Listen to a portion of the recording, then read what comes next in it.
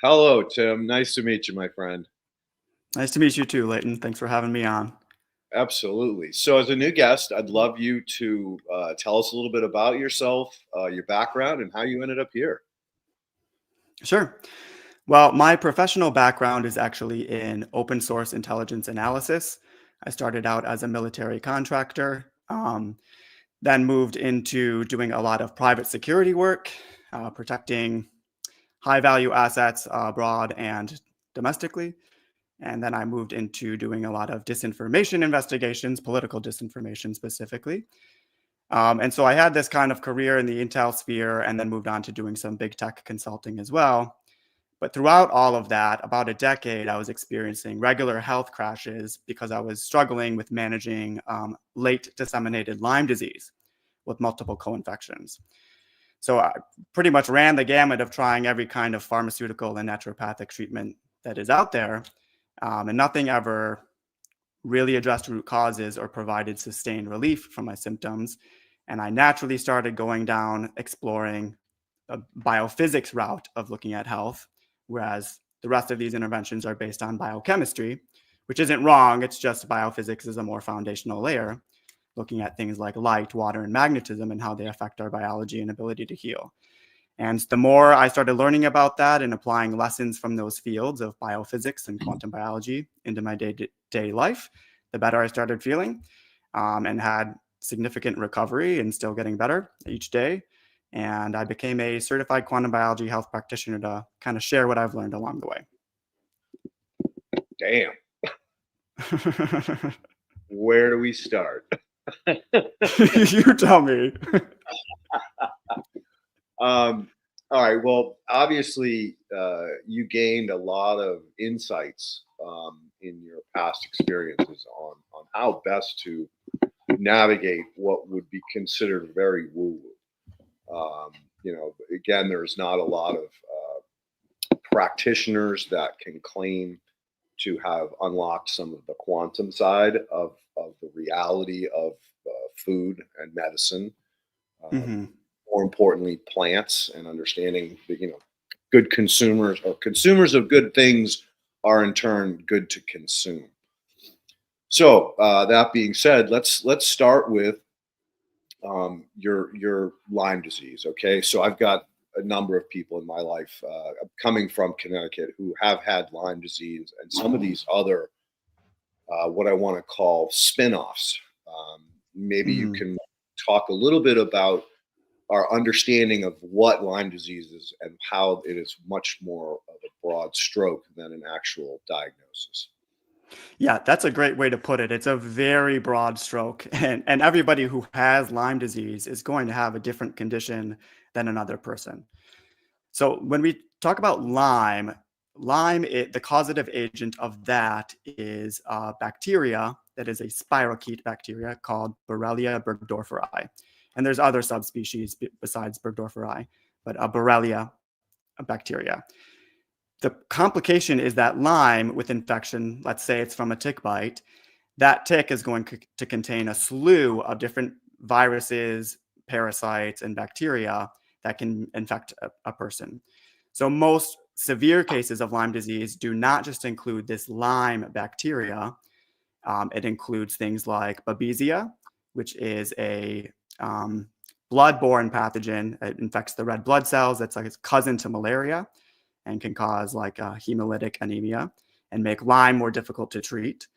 And then you also have things like Bartonella, which is a different type of bacteria. So with each case of Lyme, it's very important not to speak in broad strokes or even suggest one single type of treatment because it doesn't work for everybody. Everybody will have a different mixture of the pathogens. And let's say you work on treating the Babesia because it tends to be more immunosuppressive. So oftentimes you'll need to treat the Babesia to give your own immune system a chance to deal with the Lyme. But when you focus on one, oftentimes the symptoms of the other can start emerging. So things like Borrelia, Babesia, and Bartonella all exhibit their own types of symptoms. Bartonella can exhibit a lot of psychiatric symptoms, for example. Babesia can express things like air hunger, and extreme fatigue, excessive sweating. And Borrelia, the Lyme bacteria, depending on where it infects in the tissues, it can cause arthritis or neurological disorders or even carditis and heart issues. So huge expanse, right? We're talking about, I really like to differentiate Lyme. If we're just talking about this one bacteria, that is different from talking about Lyme disease complex or Lyme plus. And most people who have difficult or challenging cases of Lyme disease that are chronic, in most cases, these are people who are dealing with a slew of different co-infections. So that's a really important part to consider. Well, thank you for enlightening us because, again, in my experience, uh, typical Western medicine likes to lump things and not really express solutions, just deal with symptoms. So it's very important that you've explained this in a manner that more people will begin to understand that that it isn't just a one catch-all bucket. Another interesting thing that you brought up too is viruses. So we've been, as a human race, been exposed to some pretty ugly truths about viruses. One of the things that most people don't understand is that there are way more viruses than there are actually bacteria and other microscopic organisms. And as a matter of fact, those viruses actually steered evolution. That's the reason we are here today talking. And so there's a lot of positive viruses. I like to call them the great corrector, because in many cases, if let to run their own course, will correct it in a manner that prevents one competitive species to control or take over everything. So did you get any insights into understanding more about how the viruses actually steer the bacterial reactions? Well, going off of what you said, it's true. A significant portion of our own DNA is viral in origin, right? So in a long enough time frame, these viral infections can be thought of and can be framed in another way of thinking, like a software update from an evolutionary standpoint, because they do guide the evolution of our species and do become integrated with our DNA long term. When it comes to Lyme disease, things like Mycoplasma pneumoniae can be involved. I mean, typically you're dealing more with bacteria and parasites than you are with viruses, but they can cause latent infections like Epstein-Barr to also become activated.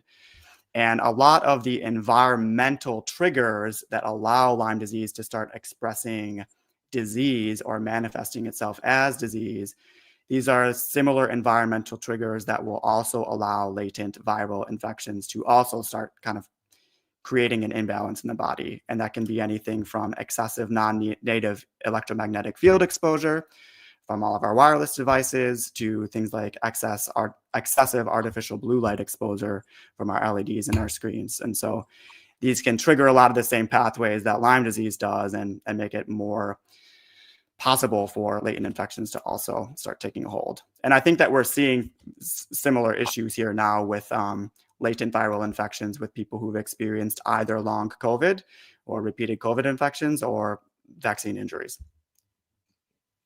So true, my friend. So true. This is such a minefield of a topic. Yeah, it's important to walk that balanced perspective. A very nuance is critical. And I think that if we can't have nuanced conversations, then we're never going to get closer to the truth. And so it's easy for people to be triggered by hearing just the word COVID or just the word vaccine. But if we can't have an intellectual conversation that really looks at all of the possible evidence all around us, then we're never going to really advance our understanding of our own biology. So I think nuance is really critical and not just jumping in with one camp or another. Agreed 100%. I mean, I talk about the camps all the time because in my world, we have soil food web, biodynamic, natural farming, Korean natural farming, JDOM, and the list goes on. And we are all in the same camp, but yet we've chosen to isolate ourselves and say, you have to come to my camp, not let's all get together and work together. So I really appreciate that statement a lot. I mean, there is so much information now about the I'm going to say it, the dangers of all the vaccines that we've been given. I was blessed. I grew up in the 60s, and I think we had maybe 8 vaccines that we were exposed to, whereas my ex-wife and I refused to get our kids vaccinated, and we had to go through hell and back Hmm. to prevent them from being forced into being vaccinated because we were in public school and we could not at that time afford private schools. So I guess the real question might be to say, all right, well, now that we've known that not only the environmental impact, but the impact of the vaccines and the fact that we're adding into it this component of magnetism. What is your gut feeling on the future for your generation as we move forward?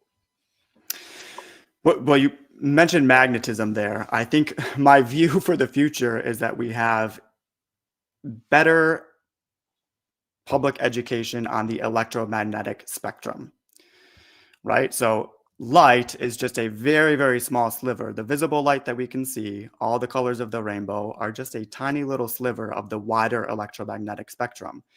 And from the sun, we evolved on a planet that includes the electromagnetic spectrum that spans from invisible infrared energy or radiation to the visible spectrum, and then the shorter wavelengths, which are ultraviolet. So this is really the range that our species evolved under. These are the environmental conditions under which we evolved and for which we are biologically adapted, right? And there'll be some amount of radio waves and things of that nature that also come through, but due to the Earth's magnetosphere and the ionosphere, we're largely protected, and that sun's natural full spectrum is really what has driven our biology and what we're adapted to. So when we make sudden changes, like with the wireless radiation, with 5G, with Bluetooth radiation, so these are all longer wavelengths of electromagnetic radiation that we are not adapted to experiencing at such high levels, because this is a kind of shock to the environment that we have now suddenly changed the electromagnetic environment so quickly, right? And we can't expect that after millennia of evolution to have just in the last 100 years such a dramatic environmental shift for that to have zero biological impact, right? And so the mainstream, I would say, or the conventional argument that these things are safe, which largely come from, the telecommunications industry for obvious financial reasons, is that, well, these forms of radiation are non-ionizing, which means that the wavelengths are much longer. They have a lower frequency, so they do not pack as much energy, and they do not contain enough energy to be ionizing, which essentially means enough energy to kick an electron out of the orbit around the nucleus of an atom, which is called the photoelectric effect. So it's true. Radio frequency, microwave range frequencies, none of these are ionizing forms of radiation, so they don't cause that type of DNA damage. That is factually accurate. However, we are learning more and more that there are other ways that this impacts our biology. So I'll just give 2 quick examples to start. It can cause something like that's called calcium efflux. So non-native electromagnetic frequencies can cause these calcium voltage-gated channels on the cell to be stuck open. And this causes an influx of excess amounts of calcium to flood into the cell. That's not a good thing for the cell because calcium is positively charged and it's going to make the internal environment of the cell acidic because of that. And so your mitochondria, which is your powerhouse of the cell, have to stop their primary jobs of producing cellular energy and metabolic water to instead sequester this excess calcium. So what that means is that indirectly, this non-native EMF is lowering your cellular energy because it's inhibiting your cellular energy factories from doing their job, right? So just because it's non-ionizing doesn't mean it doesn't have other effects. And that effect on the mitochondria is just one example. So, and there are many, many other examples and a lot of research on there, which means that we need to explore this more. We need more scientific studies to understand the effect of the electromagnetic spectrum on human biology, the conditions under which we evolved, and what any kind of change in those conditions could have to us. So I think that the role of light which light is electromagnetic radiation, on health is something that would be very beneficial to have more education for people about, and starting at a young age, so that people can have informed consent about the type of environmental factors in their local environment that will affect their health. Beautifully said. One question: does that create apoptosis? That cellular extra calcium. It can eventually. So if the cell eventually develops a lack of a negative charge, a healthy negative charge, and becomes overly dehydrated, that can eventually trigger a mechanism where it now will start replicating. And so this can cause things like eventually development of things like cancer cells, because it's uncontrolled replication. But if you were to fix that negative net charge and that cellular hydration, that would be able to be mitigated. So when it comes to apoptosis, apoptosis is somewhat inhibited under these conditions, especially with blue light, artificial blue light from our LEDs or our computer screens, our devices. So this is a sharp spike in blue light that is unlike the blue light from the sun that we see in nature, because it's not balanced by infrared, which really provides the balance to the blue in nature. There's never any blue light in nature without a balance of red and infrared.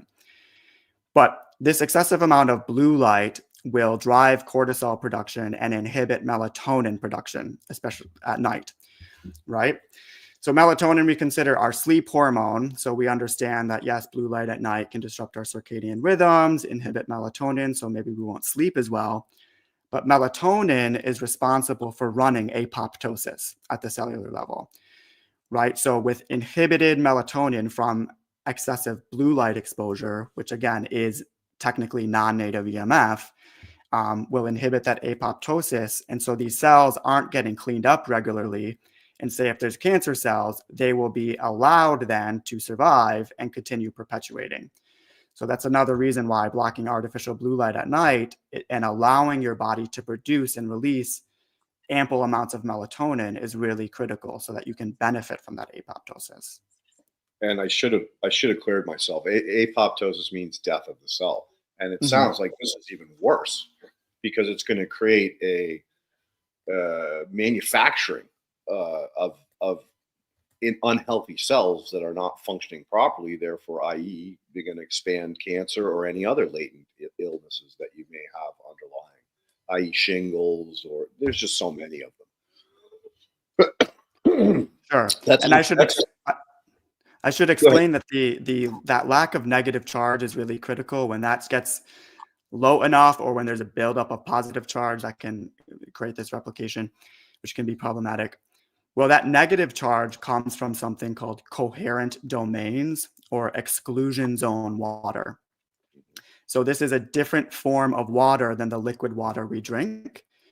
When the water inside your body, liquid water, when it touches any hydrophilic surface, so this is any water-loving surface like a cell membrane, for example, or any of the organelles inside of a cell, that water will rearrange its molecular structure. And instead of a bunch of disordered and disconnected H2O molecules, they were formed into a regularly repeating structured lattice, kind of these interconnected hexagons. That's like a liquid crystal structure. And it's somewhere in between a solid and a liquid, and it's a gel-like state. And as this builds up, it builds up a negative charge within this gelled water, these coherent domains. This is theorized to be because it's such a tightly woven lattice that not every hydrogen atom of the H2O molecules can actually fit into it, and they get ejected into the neighboring liquid or bulk water from which this is being formed. So what that does is, because the oxygen's remaining and oxygen is negatively charged, you get a buildup of negative charge in this structured gel-like water that surrounds your cells, and it's filling the inside of your cell. And then just outside of it, you get a buildup of positive charge. And that charge separation is what is really fueling the energy at the life and below, at the cellular and below cell level. We used to just focus on ATP, but it's actually this exclusion zone, charge separated water that's providing the energy. And so if you lose some of this water, your cells become intracellularly dehydrated. That buildup of positive charge, which is unhealthy, is allowed to happen. And going back to the Wi-Fi and everything, well, there's been studies that show that non-native EMF can collapse the exclusion zone water by about 15 to 20%. So that means that it's intracellularly dehydrating you, and it's also lowering your energetic potential, right? Because this charge separated water is literally a battery, and you're collapsing that. So you're not able to store as many electrons, and then you can have a buildup of inflammation in the body. We've been blessed to have Pollock on here a couple of times. Oh, well, yeah.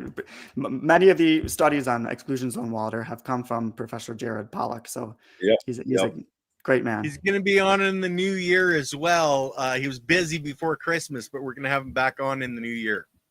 Amazing guest. That's exciting. Yeah, we have, he and I have a lot of fun. Awesome. All right. So, man, again, it's just more and more to unpack. So your explanation of that was amazing. It's the first time I've ever had anybody really explain how that transition is happening. And probably just as important is the understanding that those positive and negative charges allow that blood to flow through your body, because we're basically squeezing these platelets through these capillaries that are way smaller than them. And the only way that they can actually move and get in there and do the work that they need to is through those positive and negative charges. So the fact that you're depleting the cell's ability to function not only as a overall component of the whole, the one, but its ability to clean, the ability to die, the ability to healthily function in your overall oneness, it's horrifying. Yeah, absolutely. You can see a direct correlation there with atherosclerosis and poor cardiovascular health because of that impaired flow, right? We typically viewed the heart as a pump, but to your point, the heart doesn't have the capability of producing enough mechanical force to be able to pump all of the red blood cells through all of these tiny, tiny capillaries like you're talking about. So it is that charge separation of the water. So if you have a blood vessel that's just a tube, right? Well, the inside of that tube all along the lining will be this negatively charged easy water. And then that means that forced in the center of that tube is going to be this liquid positively charged water. And if that's filled with positive charge, a hydrogen atom and a hydrogen atom, or a proton and a proton, I should say, they will repel each other. So this enables that flow. So that proton flow is really important. It's basically a bullet train or a magnetic train. Yeah, yeah. If you take the power away, guess what? You're going to get really sick really quick. Definitely. So, it can be overwhelming to learn this type of information because we learn what's bad for us, but then it also explains why things like grounding and earthing are so good, because you're absorbing electrons into the system that gets stored in the easy water. And if you're doing it out in full spectrum sunlight, that infrared light penetrates deep into your body and expands the easy water, right? So just because we know Wi-Fi can collapse it, we shouldn't live in fear, because if we have healthy full spectrum sunlight exposure with infrared, that can expand it fourfold. So it's important it can be overwhelming to learn all the negative things of these environmental disasters, essentially. But the same science teaches us things of getting back to nature that are really the way to heal. Again, dude, so elegantly put, because we as humans always gravitate toward the negative. And what you just said is the hardest thing to do. I had to put myself through kind of like a inner spirituality, like celibacy expansion, because as a microbiologist, I'm out there looking at soil samples and water samples, and I know what I'm supposed to see, and I don't see it. And it's horrifying to think the consequences as we move forward when these very, very critical micro evolutionary systems are not in place. What does that mean long term? It's horrifying, and it took me a good few years of just real deep introspection or interflection about like, okay, I can't go around being so focused on the negative that I lose my mind or become depressed or commit suicide. I've got to work past that. And that should be the motivator to make me motivated to make change and not just curl up in a ball and quit. Yeah. And so I love the way you eloquently said that. And it's important for the audience to understand that. Yeah, we're going to go down some negative rabbit holes today, but it's not the negativity that you need to focus on. There's no such thing as a problem. There's only solutions. So what are the solutions? And one of the things I've been talking on the show a lot about lately is something I've been doing for years and never really understood why I did it. And it's called sun gazing. And so sun gazing, if you're not familiar with it, is when you stare at the sun, in the morning or at the end of the day, afternoon. You obviously can't do it in the middle of the day because you burn your eyeballs out. But if you get good enough at it, what happens is you can stare right at it and all you see is this blue center, which is the power of the photons that are coming into your eyes and directly kicking into the pineal glands. So, I mean, you talk about a way to recharge the battery. And again, I didn't know why I was doing it all these years. All I knew is that I did it and I liked it. And this is something that we're having another guy, Wolf, on soon. And he's a lighting expert. He's more of a light theorist. Like he's taken this down. Oh, dude, you got to watch this one. All right. He's taking it down the rabbit hole that he's losing me. And I'm pretty good at keeping up with that guy. And we just recently reconnected about a week ago. And the first things we started talking about was that blue spectrum, natural blue spectrum of light that's coming from the sun and how important it is to us. And like you said, grounding and exposure to that beneficial, positive radiation are probably the only things that are going to help us transition through the recent exposure of the last 20 years or maybe 50 of all these, horrific monetary, I don't want to get too negative here, of humanity, right? It's basically what it is. It's like extraction. They're just extracting the life and the soul out of us humans through pharmaceuticals, food, exposure to preservatives, packaging, plastics, blah, blah, blah, blah, blah. So I guess maybe the place to take it is back to your generation. My generation is well, we're screwed either way. But more importantly, how do we begin to move your generation into a more healing and potentially sustainable way of life? Well, I think that the applications of this science end up speaking for themselves when they're applied to people's day-to-day lives, because they start healing and experiencing actual sustained relief that oftentimes people have been unable to find through other means. And I think that the draw is that the applications of circadian and quantum biology are almost always entirely free and completely widely accessible, right? So you don't need to pay exorbitant amounts of money through any authority figure or centralized intermediary to ground yourself to the earth and to benefit from the sun's full electromagnetic spectrum, right? So I think that if people are just open to hearing some new information, maybe trying one thing at a time, maybe just purchasing a pair of blue blocker glasses and wearing those after sunset, or maybe just focusing on their circadian rhythm aspect first by waking up in the morning and like you're saying, seeing the sunrise. And you don't even have to directly see the sun. It can be a cloudy day. Those photons are bouncing everywhere. But, you mentioned the beneficial aspect of blue light in the sun. And I think that's important to differentiate when we talk about the harms of artificial blue light. It is very different from natural blue light. And that natural blue light is a critical signal through the retina to be able to stimulate the body's master clock, which is a cluster of nerves in the hypothalamus called the suprachiasmatic nucleus. And this is really the conductor of the orchestra that ties all of your body's separated systems, and I say separated in quotations, of course. But to keep all these separate instruments tied to the same sense of timing so that they can operate together cohesively to have a coherent functioning body. And modern circadian disruption with confused light signals, artificial blue light after dark when it no longer exists from the sun, for example, disrupts that coherence, right? And so it's really like an orchestra. If all the instruments in the orchestra are playing according to their own sense of timing, you're not going to hear a song. It's going to be a jumbled mess, right? So they need a conductor to send them information to keep them all connected to the same sense of timing.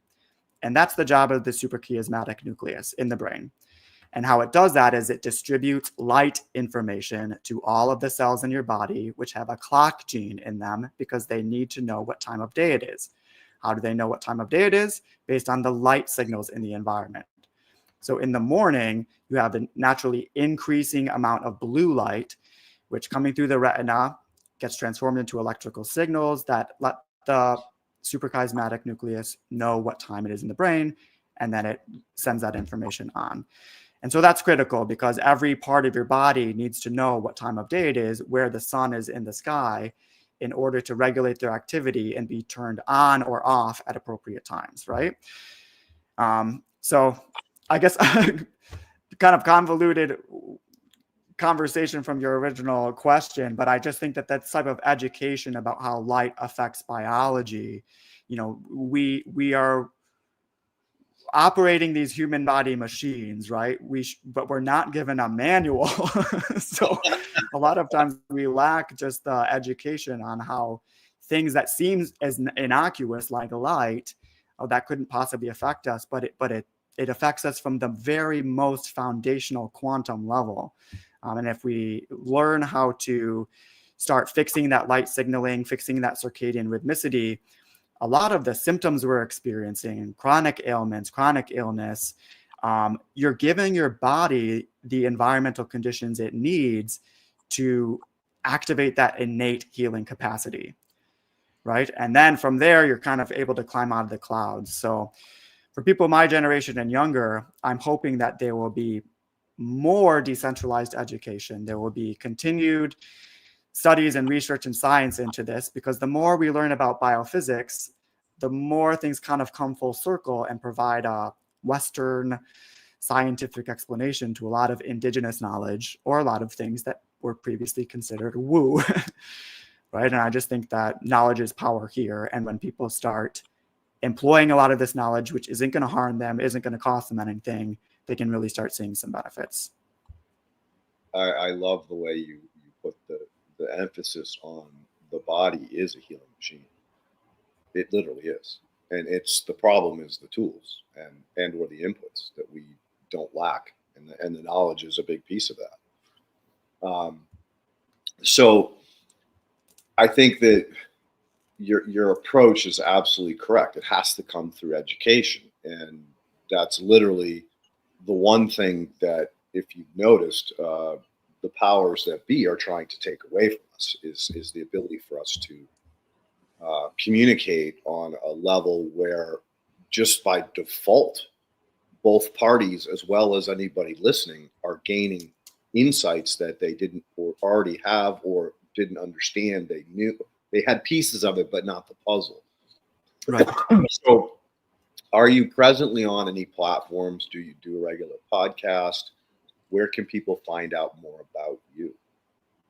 So I have a website, regenerant.com. My health consulting company is Regenerant, which stands for Regenerative Intelligence, kind of combining my previous Intel experience with what I'm doing now. So you can check out my website. I offer free discovery call consultations for people. And then we can see if you are somebody who could benefit from more regular health coaching or more regular health consultations. And I'm happy to provide those as well.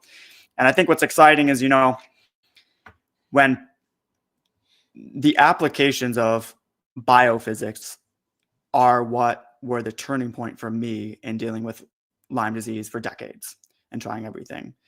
And it's been really exciting because it's just a reconnection back with nature, which feels natural and right and resonates anyways. But I needed to understand the science and to know why this would actually be real or matters.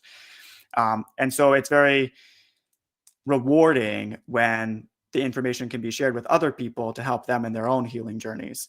I think that that's kind of the best way to alchemize a negative experience in life, is transform it into something positive for others. So that's what I aim to do with my website and with my health coaching and consultations now. I'm on Instagram at Regenerant on all socials. And yeah, I've just recently started doing a little bit more YouTube talk shows like this and podcasts. So you may or may not find me out there. Good. I think that's a really, really important step, because you seem to have pulled together, you seem to have woven a cloth of intellectual threads. And what I mean by that is that I zipped through some of your posts, and the information was not only solid, but it was all connected in ways that better explain the whole, because the whole's scary as fuck. I mean, the whole is such a big piece of knowledge that you need it spoon fed. And so I just want to give you kudos for the way you've broken these little pieces, these threads down into something that's digestible, and can actually give you the insight as to how to research more about it, so that you understand how it's affecting you and how you can move past it, through it, or around it. So, again, really, really great work there, my friend. And I hope that you continue to expand on the educational piece, not just for my generation, your generations, the ones that are coming behind it, that are probably going to be even more lost as this control takes over, our ability to really dive down these rabbit holes. So, another thing that I talk a lot about, and you touched on it, is electrons, right? How critical they are, as far as, are they donating? Are they stealing? Are they sharing? And, just talking about subatomic particles 10 years ago, you were considered a nut job. And, unless you're a scientist, then it was okay. But, a lay person like me starts talking about, oh, well, you can break the covalent bond of the water molecule and create hydrogen and oxygen. And when you burn the hydrogen, your waste product is the cleanest water you'll ever have on your planet. Hello. Yeah. But for a lay person to say that, most people would be like, yeah, what the fuck are you talking about, Leighton? Right? But then I'd refer to, well, this dude Stan Myers, and he did it, and blah, blah, blah, blah. And look at, I drink his tailpipe water because I know on a molecular scale what clean water is. And clean water is like the purest form of everything that creates life. And if it does not, it's an acid, right? It'll take on all these horrible chemicals and cause incredible bad responses internally if you're drinking this stuff. So yeah, let's talk a little bit more about, like, I'll tell people, go hug a tree. They think, oh, you're crazy, right? Please, let's talk about that a little bit. Forest bathing and tree hug. Go ahead. I want to hear what you got. So when any two conductive surfaces touch, electrons, which are negatively charged subatomic particles, will flow from the area of greatest concentration to the area of lesser concentration. So what that means is that when our skin touches the surface of the Earth, electrons will flow from the surface of the Earth directly into our bodies. This is because the surface of the Earth is an infinite repository of electrons due to things like solar radiation and lightning strikes, right? And our bodies obviously contain far less. So one of the many benefits of this, electrons are needed for everything. We are bioelectrical beings, right? So how do our mitochondria that produce ATP, the cellular energy currency, but we know now from the quantum biology perspective, the biggest aspect is that they create metabolic water, which becomes easy water. Well, how do they do that? How are they creating our energy? They are funneling electrons through what's called an electron transport chain, which is a series of 5 protein complexes. And so when you eat food, the macronutrients that you consume, whether that's fats, proteins, or carbohydrates, the purpose of metabolizing those foods is to break them down to release their electrons and protons. And those electrons can then get funneled through the mitochondria to enable the powering of creating ATP. So how does this happen? Well, when electrons are funneled through these 5 protein complexes, protons get pumped from the matrix of the mitochondria up into the intermembrane space, basically kind of like its skin. And so there's a buildup of positive charge in this intermembrane space. And then that charge gradient builds. Again, this is charge separation until it reaches such a degree that it spills over, and those protons will get pumped back into the matrix through what's called the ATPase, which is a little nanomotor at the end of this electron transport chain that's designed just to fit protium, just to fit protons through it. And it'll pump through back into the matrix. And this pumping mechanism is what powers the creation of ATP. So now we have ATP, which basically will act as scaffolding for exclusion zone water to form through the unfolding of proteins. So we know that electrons are necessary for the mitochondria to produce our energy. And by energy, I mean both ATP and metabolic water.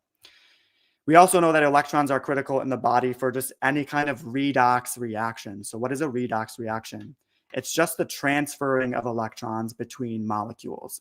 So if I have a free radical in the body, a reactive oxygen species that's a free radical, this is something that has unpaired electrons. So it's going to go to other molecules in the body and steal their electrons in order to reach balance. What this does is it causes inflammation, and it's kind of like a chronic low burning fire. Or like rust, this is what happens when iron becomes oxidized by the oxygen. So you can think of that happening inside your body like a slow rust or a slow burning fire. Well, if we have ample pools of electrons that can be donated to these free radicals, then that neutralizes them, and that helps put out that fire. And so the key here is that you want to increase what's called your redox potential, which is essentially a measure of how many electrons you are capable of storing in your system. And this is largely stored in this easy water that we've talked about. So electrons, and while it might sound woo to talk about the energy of these negative charges and these particles, I mean, these are the fundamental layer of life in all existence. So we need them. And going back to the grounding, well, how do we get them? Yes, we break them down from food, but our systems were also designed to be constantly absorbing electrons from the surface of the earth. And even when we were wearing shoes, like ancestrally, there would be conductive materials like leather or animal hide. But when we started wearing rubber-soled shoes, this is an insulator that disconnects us from this source energy, you could literally call it, which sounds a little woo, but literally the source energy of electrons into your body. So now you're overly reliant on just obtaining your electrons from food, which has caused a lot of metabolic stress. That's essentially unnecessary. So our indoor modern living existence and the physical disconnection from the earth that we have has really created a widespread electron deficiency. And this lowers our mitochondrial energy output, which can lead to essentially faster aging and poorer health over time. Yeah. Or quickly. or quite quickly. Literally. All right. Couple more things to unpack. We need to talk about food, but we also need to talk about the endocannabinoid system. So you talk about, all right, I'm going to back it up a little. You talk about systems that support overall cellular health, correct? Like the big picture stuff. And then you talk about endocannabinoid, or I'm going to bring in the endocannabinoid component, which goes back to our health prior to DuPont convincing Congress that nylon rope was better than hemp rope and that we should banish hemp from all the farms and all the farm animals, feeds, et cetera, which was the beginning of the downfall. Pharmaceuticals came in after and really kind of took the legs out from underneath what was left. But that was kind of primarily the way that our endocannabinoid system regulated the overall system along with not having rubber soles, along with not being disconnected from nature, along with not wearing sunglasses and hats and sunscreen and all the things that prevent your largest organ from absorbing the sunlight and providing those free electrons. Can you speak a little bit on your understanding of how those two are interfacing, I should say? Well, what comes immediately to mind from what you just said was you mentioned full spectrum sunlight and free electrons. And this goes back to the dissociation of water that you talked about as well, because we know now that melanin, the dark pigment that's responsible for tanning our skin, is a really incredible compound that is able to dissociate water molecules when it's charged with ultraviolet radiation. So melanin acts as a transducer of electromagnetic energy, which means that it can effectively absorb 99.9% of ultraviolet radiation and transform it into harmless heat or infrared radiation. So we know of the UV protective benefits of melanin, but there's also this aspect of dissociating water molecules in a manner that is not unsimilar to photosynthesis, which is quite incredible, in that when ultraviolet radiation strikes melanin, it will charge separate the water that surrounds it. It'll dissociate that water, and release molecular hydrogen, molecular oxygen, and electrons. And these electrons that are released contribute to the DC electric current in the body that is responsible, for example, for healing potential. So, and that DC electric current was, I don't want to say first discovered, but it was very made known to the world by the works of Dr. Robert O. Becker. So he didn't know at the time about the melanin aspect. He understood the DC electric charge in the body and the piezoelectric effects of bone and collagen, but he didn't know at the time yet, there wasn't the discovery of melanin, and that the dissociation of water is providing these nearly free electrons to be able to create this DC electric current in the body. So based off of what you said, that's kind of what triggered my mind there. Is it's important not to hide away or completely villainize ultraviolet radiation, which, yes, can be photoaging and cause damage, but not if you develop a healthy solar callus over time, which means starting with exposure to infrared light in the morning at sunrise. That infrared light will prime and prep your skin to be able to handle the afternoon's harsher UV rays. And then you work into it, building time into ultraviolet A radiation and then time into UVB, which is right at midday, and being smart. So the second you start developing an erythema response or a pinkening of the skin, then it's time to put on some clothes, some shade, go into the shade, sit under the tree, which the reflected infrared from the green of the tree will heal your skin even more. Yep. So I think the development of a healthy solar callus over time is what's missing. And so people, instead, they're indoors all the time. They're very infrared deficient. They don't build a healthy solar callus. And then they go on vacation for 2 weeks in Miami or something under high ultraviolet conditions, and then they get burned. So, but that's not a surprise, right? So I think it's smart, sensible sun exposure is really critical, but you're blocking melanin's ability to dissociate water molecules and create a DC electric charge in your body that's used for healing when you lather on UVA and UVB blocking lotion, or you wear UVA and UVB blocking sunglasses. You're inhibiting your body's own connection to the source of information that it needs. I was hoping you were going to tie that in. That was fucking beautiful. Yeah, you don't need sunscreen, people. You don't. Your body will naturally tell you if you create a responsible approach to exposing your skin to the sun. You're not only, it's like steroids for your immune system and your overall health and ability to heal. And so again, we've been taught all these, or misinformed on all of this really critical information about overall cellular and human health, and been given these, solutions that are actually compounding the problem. Mm-hmm.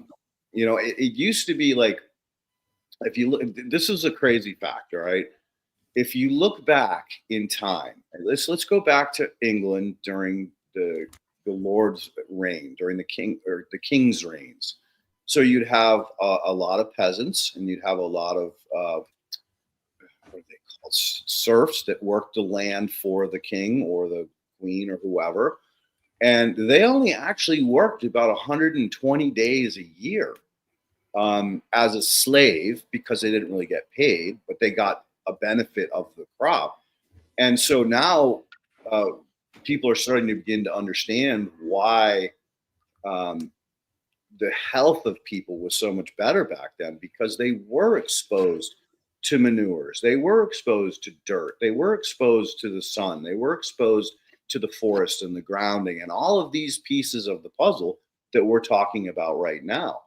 So, perhaps that's where your generation should start to look at, perhaps not a 4-day work week, maybe it stays a 5-day work week, but maybe there's a 2-hour siesta in the middle of the day, or in the morning or in the afternoon, for people to reboot and recharge and go out and be amongst nature, take a walk barefoot on the campus, or outside of the office building. Because let's face it, unless you're in the city, right? If you're in the city, it's a little bit more difficult. But anything that's outside the city, suburbia, even light urban areas, there is plenty of green spaces around for people to, expose themselves to both the sunlight as well as the earth. And I don't know, do you have any thoughts on perhaps, trying to push that forward through the next generation?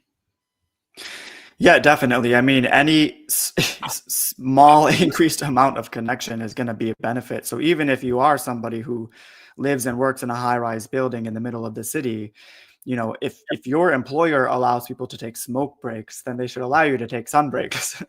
Because each time you step outside and assign your eye, or allow your eyes to absorb that full spectrum sunlight, again, remember, that's informing your clock of where it is in time.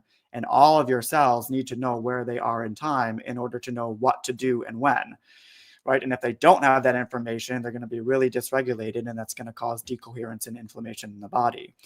So even if, it's a lot easier if you do live in the countryside and you have access to full nature right outside your door. Absolutely. But even if you're in the middle of the city, there's ways to get grounded. There's ways to go out and expose your eyes to the sun. And for a lot of people, that just might mean stop wearing those sunglasses all the time. Right. There's certain contextual reasons when you would want to wear them. So if you're out boating and there's a lot of glare, if you're skiing and there's a lot of reflection, driving in some instances. So there's a time and place for everything, right? But most of the time, people are completely blocking these light signals. And you mentioned steroids earlier. And so ultraviolet B radiation, that cleaves a polypeptide protein, this long-chained protein in the body called pro-opiomelanocortin, or POMC for short. And it gets cut based on different light signals into these other peptides or signaling hormones. And so one of these, when there's ultraviolet B radiation in the environment that your body is able to detect, because you're not blocking it, that will cleave POMC into beta endorphin, which is an endogenous opioid that is going to reduce your pain sensitivity and make you feel good. So you are literally biologically designed to be addicted to the sun. And that's because it's good for us. It's the source of all life on Earth. So it always kind of just makes me chuckle when we villainized it so much for for-profit industry that tells us that before the invention of sunscreen, we all must have been dying from skin cancer left and right. When in reality, rates of skin cancer have never been higher. And if you look at the geographic regions where they're highest, it's at more northern latitudes where there's a lack of UV. And all of the studies that suggest that ultraviolet radiation can cause melanoma, which is true, in isolation. So that's not the type of ultraviolet radiation that we get from the sun. It's not isolated UV. So all these laboratory studies that link sunlight to skin cancer, and that's just kind of the narrative that the sun causes cancer. Well, these come from studies that have looked at isolated ultraviolet radiation in laboratory settings. but that is not the form of UV that is emitted from the sun. From the sun, it is a small percentage of ultraviolet radiation that is balanced by the full visible spectrum and the much larger infrared spectrum, which is photo repairing. It repairs damaged DNA and stress that the ultraviolet radiation can cause. And the sun is about 50% infrared. So this is critical context, right? We've taken laboratory settings of isolated UV and found true things. Yes, this causes melanoma, this causes cancer. But then we've extrapolated that and applied it to the sun as a whole, which is just not factually accurate. And that's used to drive profits for sunscreen and sunglasses and all of this. And it appeals to people's sense of aesthetics, which is an emotionally manipulative way of changing people's behaviors. Oh, dude, you are so good. You are fucking spot on all this shit. It's amazing. Like when I first moved out here to California, see, I never wore sunglasses. Like you said, only time I wore sunglasses was at the beach, on a boat, or skiing. It was the only time. Mm-hmm. And it's because it hurt if I didn't, right? It was too much information. It was too much light. So when I moved out here to California, the first year, I pretty much had to wear sunglasses because the UV is a lot more intense out here than it is back east. And so, and the awareness, the skincare and awareness out here is through the roof. Like I have this little black spot here on my forehead. It's actually a scab that I got from a project I was doing where I bent over into a lemon tree or an avocado tree that was improperly pruned, and there was a stick that jabbed me in the forehead, and it since hasn't healed. It's just it's literally a scab that just keeps coming back. It falls off, and then it comes back. It falls off, it comes back. But my point is that everybody I see is like, "Oh God, you got to get that removed. You got to get that removed." And it's like, no, it's not. It's not a tumor, man. It's not a melanoma. It's a scab, and why it doesn't heal? Well, I'm gonna get a little woo-woo on you, motherfucker. It's my third eye. And I got so much energy coming out of my fucking head that it can't heal anymore. but back to the sunglasses. Like I had to wear sunglasses, especially during the day in the orchard, because it just hurt too much. But slowly but surely, I weaned myself off of them, and I don't wear them anymore. And you look at all of the people around here, and they're all wearing them. And it's like I want to go up to them and say, dude, or dudettes, you got to get rid of those fucking things, man. Mm-hmm. You're hurting yourself. You're creating a better environment for sickness and cancer to take hold of you. Mm-hmm. And it's like you said, it's through the manipulation of style and look who you are because you wear Gucci sunglasses or not Trader Joe's, whatever that other guy was. I forget who markets sunglasses, but bottom line is that those are the pieces of information, again, that need to be sent home to people to better understand how to allow their body to take control of itself again. Yeah, so absolutely. And I think a lot of people's hesitation to hearing this, a lot of people have a visceral reaction to hearing this type of information, right? But I would just offer to you to just be open-minded and explore the information, because we have nothing to gain by sharing it, right? But the other side has all of this financial things to gain. So consider that as well. But a lot of people will be hesitant because they'll say, just like your experience, that their eyes are too sensitive. Well, the reason that their eyes are so sensitive is because they have this light deficiency, right? And if they slowly build over time, especially with infrared, starting with sunrise, not just jumping into high UV conditions in the middle of the day, but just like with the building a healthy solar callus, supporting your eye health with infrared at sunrise and sunset can be very, very critical.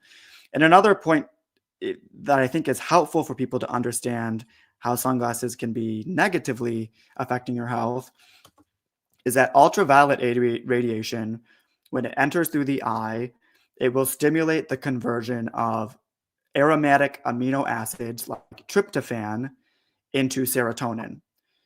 So this conversion of tryptophan into serotonin is stimulated by the UV light, and the excitation of the electrons that causes these molecules to be photoactivated to stimulate that biochemical conversion. So the reason a lot of this information seems woo or fringe is because so far humanity has developed a very strong understanding of biochemistry and these chemical interactions between molecules, but we haven't understood what's upstream of that is the impacts of light and biophysics.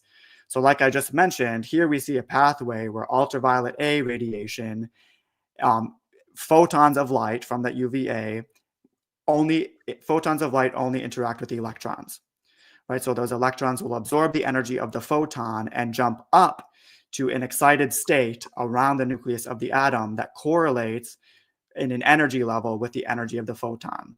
So whether it's an ultraviolet photon or infrared photon, that will cause the electrons to be excited to different energy levels.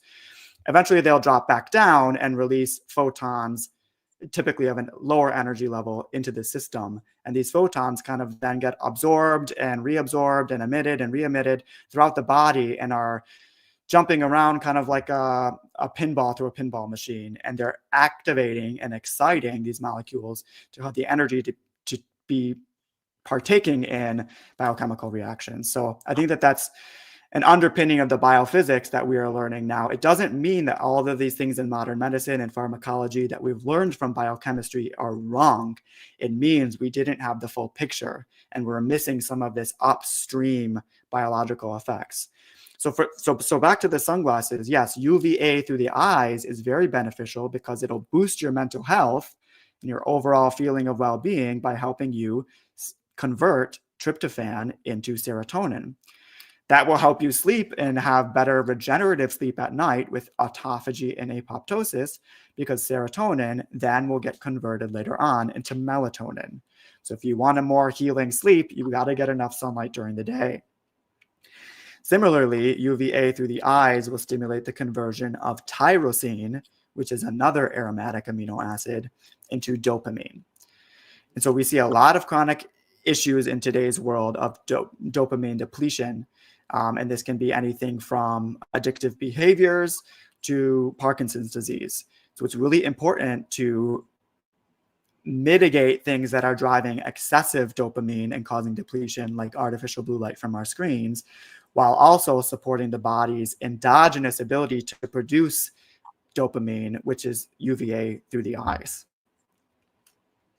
Beautiful, dude. Just fucking beautiful. Again, like, think about the reason why we have such high depression and high addictions. It's exactly this. It's because we're not converting these compounds that are not beneficial at that time into something that is beneficial at that time to later be released beneficially when it was the correct time. Again, that whole cellular clock thing. If your clock is out of whack, you're fucked from not sleeping to being depressed during the day, not having any energy because you have too much tryptamine in you. I mean, it just compounds and compounds and compounds. Oh, dude, this is a great fucking conversation, and you're definitely going to have to come on back again. And Ken, you put up his Instagram because I want people to see these threads that he's woven into this amazing fucking tapestry. It's not even a sheet, dude. It's 3 fucking dimensional. So I really appreciate that. You know, it's just how my brain works. I kind of have to break things down into step by step. You know, first principles thinking, the best way of solving a complex problem is through first principles thinking, which means breaking things down into their most basic components. And for me to understand the pathways of things or to really know if something is real or how it works, that's how I have to get to the information. Many people are more intuitive. You know, they may come at this information and the same conclusions from a more woo perspective. That's great, because at the end of the day, we're all going outside barefoot with our feet on the grass and absorbing electrons. Right? Yeah, but the only problem with woo is that you don't have enough knowledge behind the woo to say, "Oh, just believe me," right? Anytime someone says, "Oh, just believe me," my asshole puckers because I know something's coming, right? Sure.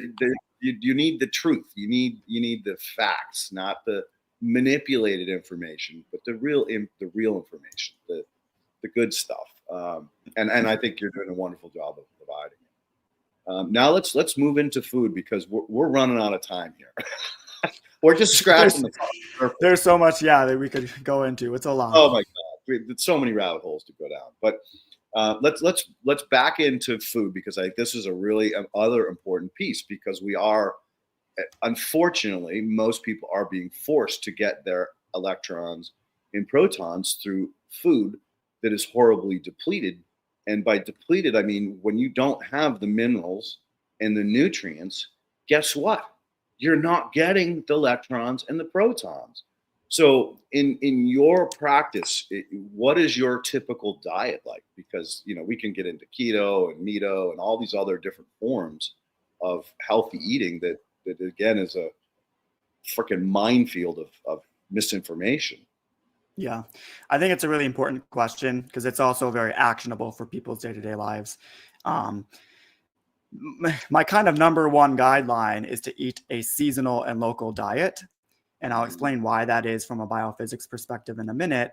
But to tie back this food aspect also to the oxidative stress and sunburn and ultraviolet radiation conversation we had, is it's also important to reduce your intake of industrial seed oils.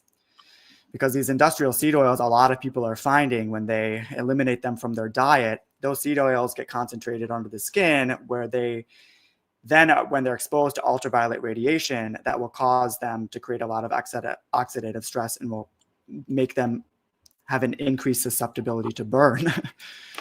So I think that that's important to explore and consider. Kind of the real reason industrial seed oils are so bad is because they're high deuterium content, but I think deuterium is a whole separate conversation. All right, that's for next time. next time, yeah. The seasonal and local diet, why this matters so much. So we talked about this electron excitation. When photons of light interact with an electron, that electron captures that information and that energy storage. So that's what's happening in photosynthesis. So in photosynthesis, the plant is capturing these wavelengths of light and alchemizing that light energy into physical matter. So food is basically a ferry for light. Plants are able to photosynthesize directly and harness the energy they need directly from the sun and the sun's photonic energy. Herbivores cannot do that.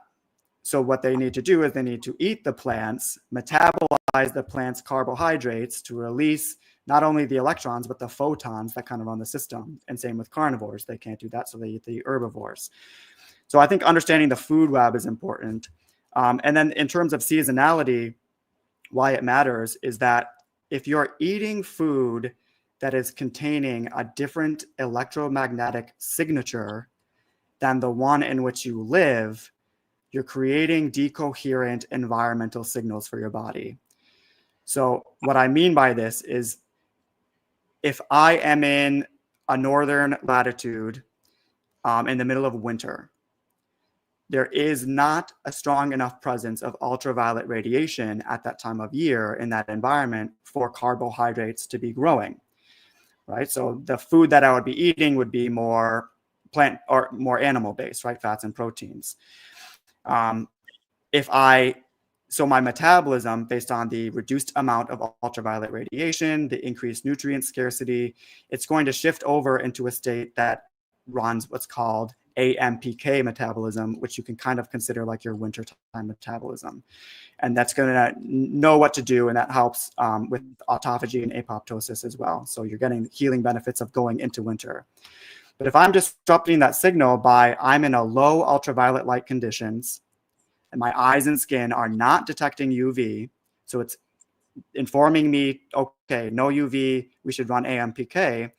But then I'm eating imported tropical fruits that were grown in high ultraviolet conditions. These imported tropical fruits contain stored light information that is different from the light information in my local environment. So when I eat that, my body gets confused signals. It's saying, hey, my eyes and skin are not detecting UV, so we're thinking wintertime metabolic programs to run. But now you're eating this food, and the photonic information that's getting released from metabolizing it is saying that this is grown in high UV conditions, and high UV conditions would indicate the opposite, would indicate nutrient abundance and summertime conditions. And so that would activate what's called mTOR metabolism. So you have this kind of two different programs that each cell will run. It's not at system wide, but on a cellular level.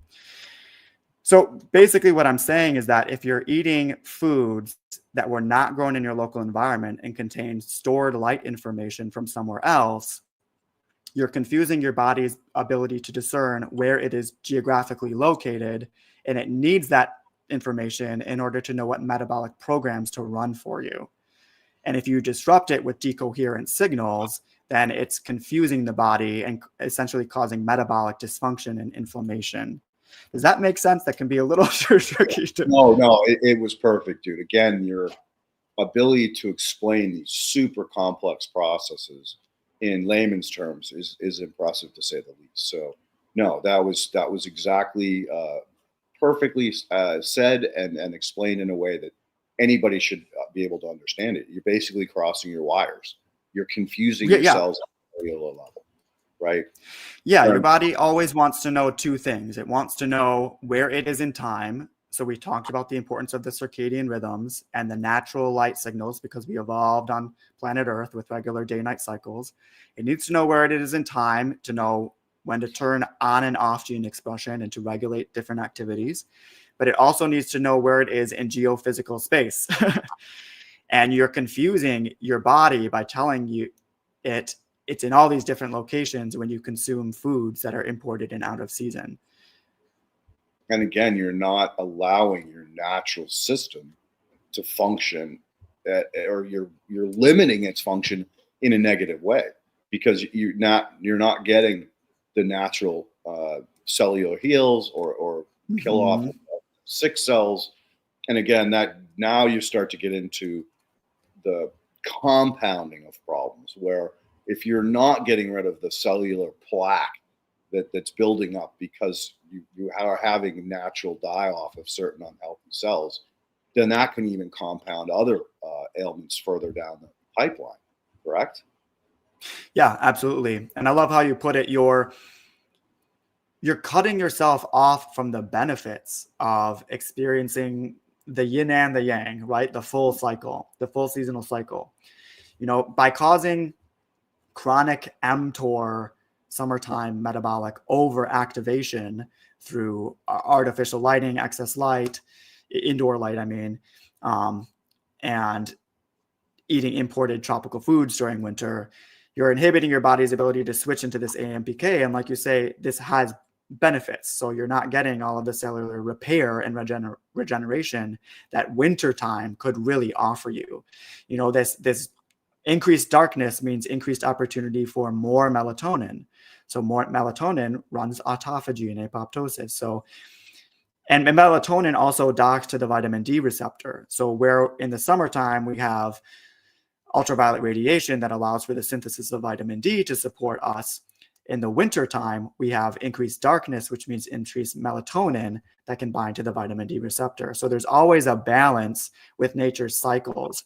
And you really cut yourself off from being able to experience the benefits of that and living in tune with nature from some of these modern conveniences that we have. But really, it's a story about light, and we don't receive education about the impact light has on health. So for most people, it will be new. It's the same as electricity. Electricity theory is taboo because of the manipulation of money. And the same with light. The sunlight, the foundation of all life on the planet. There's two things: water and light, and both of them are being withheld from us. And electricity, because remember, we are electrical beings. We are energy light beings, and that's another thing that we don't talk about. Is religion stepped in to manage that, and in a way that was also very manipulative. Sure, it's all about control. But and now I'm going way off topic, and I'm going to try to reel it back in. So when you started this journey, what were the things that you shifted in your diet? Were you more meat or produce, vegetarian? What did you do? How did you shift? The very first thing I did was I cut out gluten, and the main reason that was a problem, I believe, is because of all of the glyphosate toxicity. So glyphosate, sold as Roundup, weed killer, is sprayed all over our crops, or our neighbors spray it to kill their weeds. Glyphosate is a water-soluble toxin that acts like basically an antibiotic that kills all of the microbiome in the soil. So they're not able to, it's basically the gut of the soil. So now our plants and our crops can't uptake the nutrients they need, and there's no nutrient value in the foods that we eat because of this glyphosate. Well, your mitochondria are essentially an ancient bacterial being. So the glyphosate is also a toxin to them.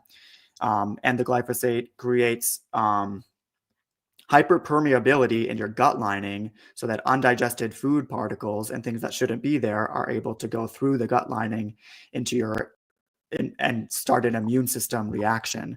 So people can start experiencing things like food sensitivities and allergies to everything. And a lot of people, when they kind of start going down this health journey, one of the first things they might see is, oh, I have intolerances to everything. I can't eat anything. Salmon, eggs, steak might be all over the gamut. But what that's really telling you is this leaky gut, and glyphosate is often a primary root cause of that. So I cut out the gluten because of the glyphosate.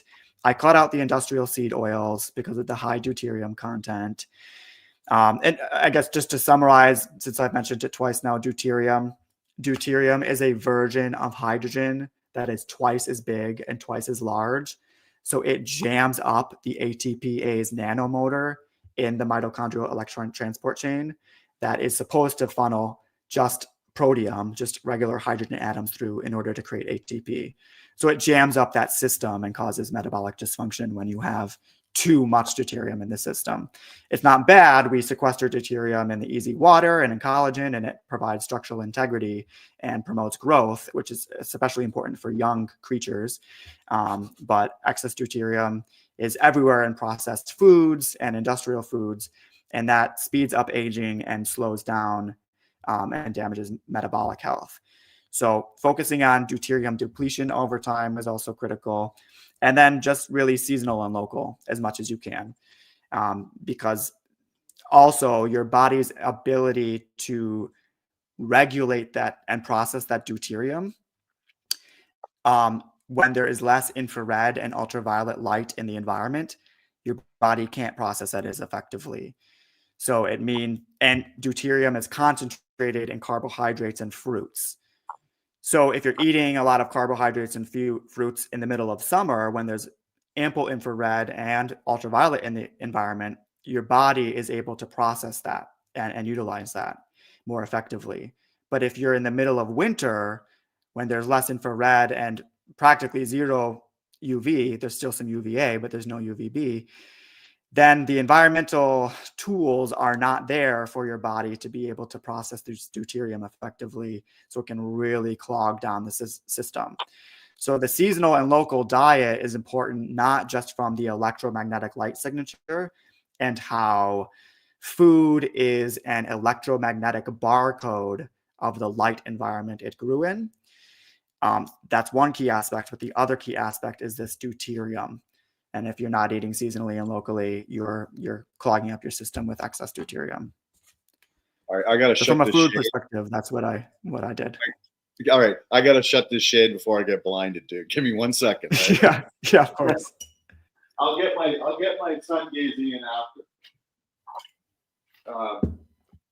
All right, really, really well put, because people don't understand again that all these things are beneficial, but they have to be regulated at appropriate times. Otherwise, they become consequential. They cause problems.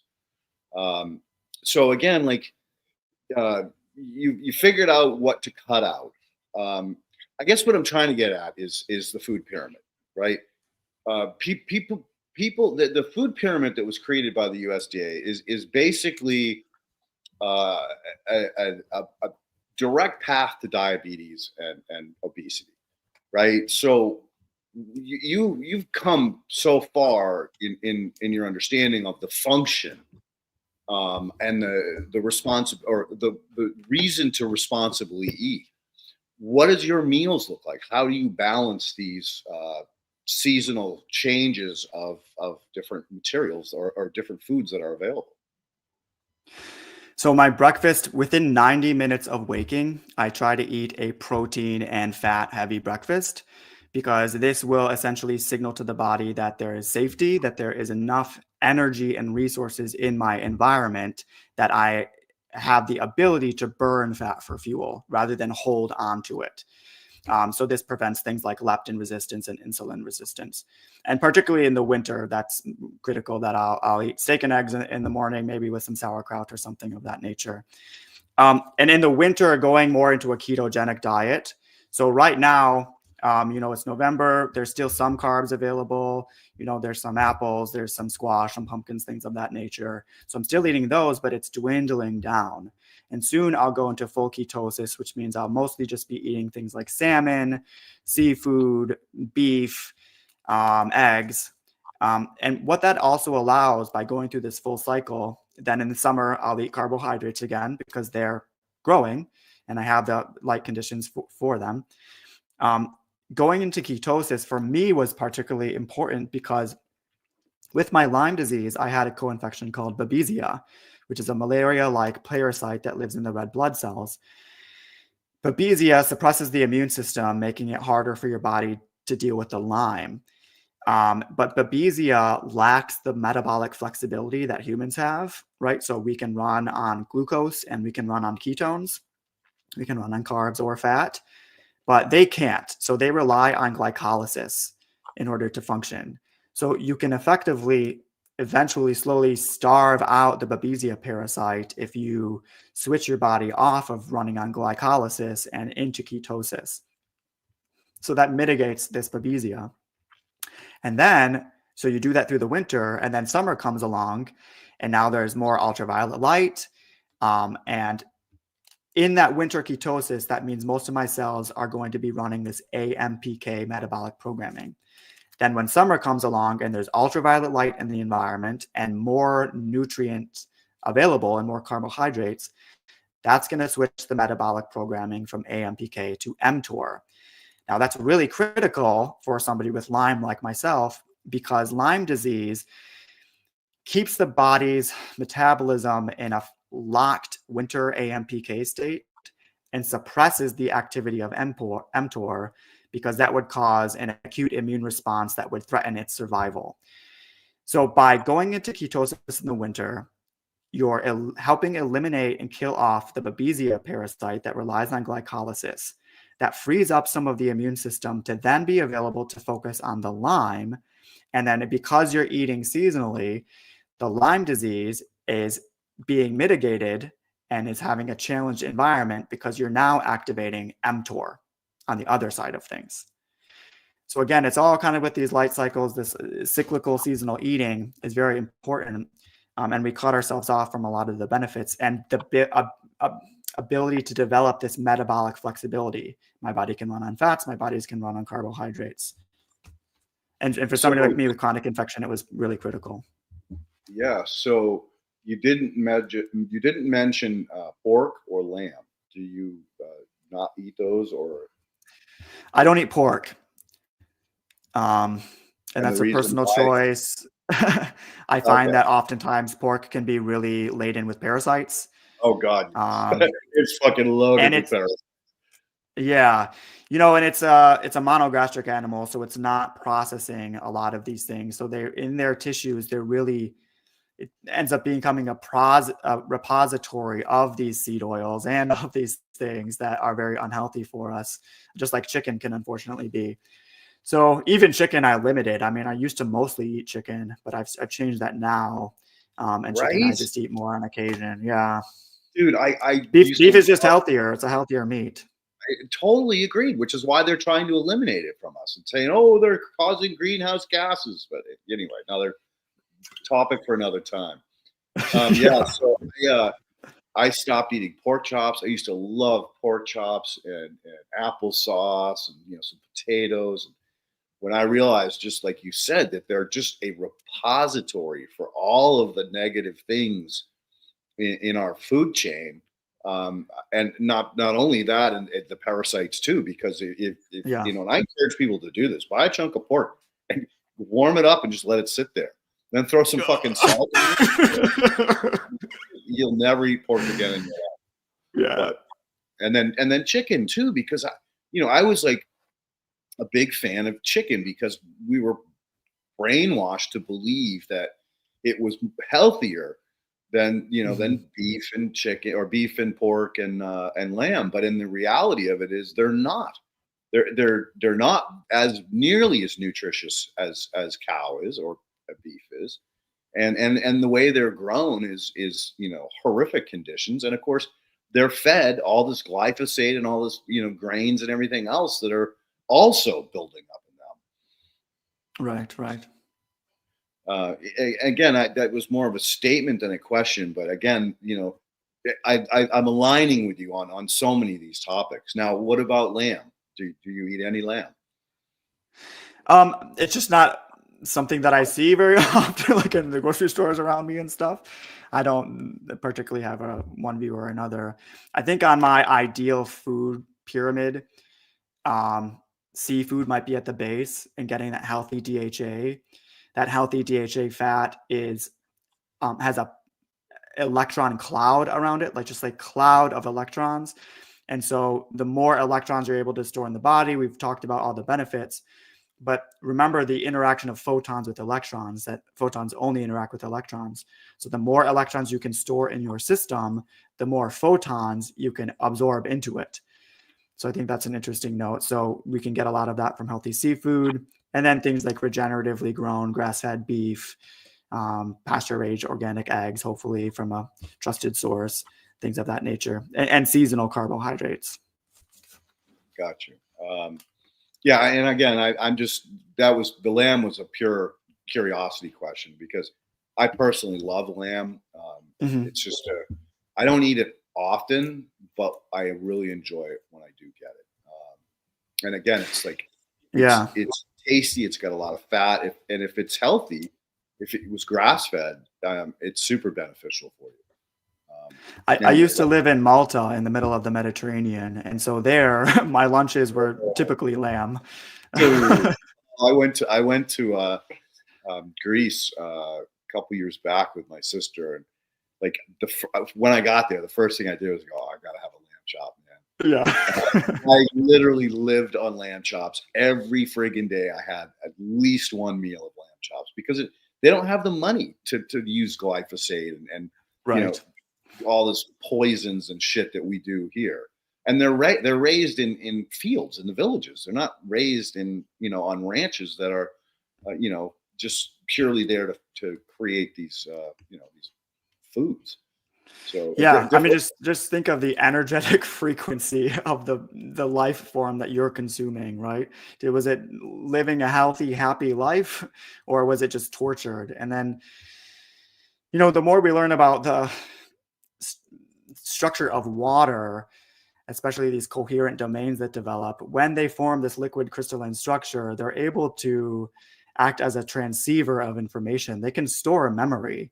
They can store information. And so the water molecules in the meat and the food you eat, it's storing information. And when you consume that, it becomes a part of you and will affect your frequency in your system. So I think that's another, when you talk about the water, it really starts melding the spirituality with the science of everything in a really fascinating way. Dude, crystals in the water. We got to talk about that too, because that's something that people don't understand. Is there so much crystalline microcrystals in the water, in the cells, that are exactly what you're saying. It's like the frequency. You hear people, you're a low vibration person. Yeah, you don't have enough crystals. You don't have enough positive energy stored in you. And that's where it comes from, is because you're unhealthy. You're probably unhealthy before you're mentally unhealthy, right? I truly believe that gut health is directly related to the mental health. For sure. Yeah, right? So, but anyway, we can't go down the crystals today because that's another whole crystalline in water. But there was another piece that I wanted to hit on quickly, and basically it was something to do. Fuck it. You know what? Let's do questions. Maybe it'll come back to me. It'll come back. you're coming back, man. You're coming back for sure. Awesome. I'd love to be back. All right, awesome. All right, Ken, let's punch through the questions. Okie dokie. Should we provide zinc for the mitochondria? So anytime we talk about mineral balancing, I think if we isolate any specific mineral and then just start entering it into our system, there's a cascade of effects of that upon which we have no ability to perceive, right? So the best, safest thing you can do is to balance your minerals through whole food sources and not isolated compounds, because the forms of these things that take place in whole food content, such as beef liver, would be a good source, for example, of that and vitamin B. That's going to be more bioavailable in a form that's full spectrum with balance with everything else. And when you just isolate one thing, you might kick off the balance of something else somewhere else. So in isolated specific acute cases of infection with certain things or whatnot, I think supplementation can be very beneficial. But when it comes to the day-to-day, I think a lot of times over supplementation can really throw things out of whack.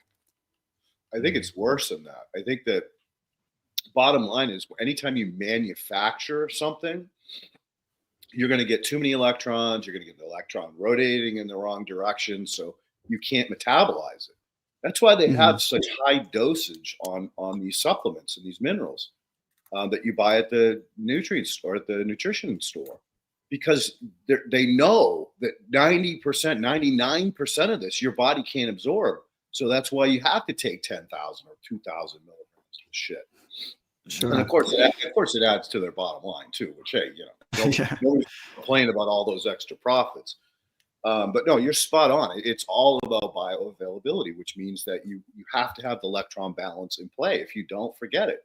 It's either going to be detrimental or non-beneficial, one or the other. Yeah.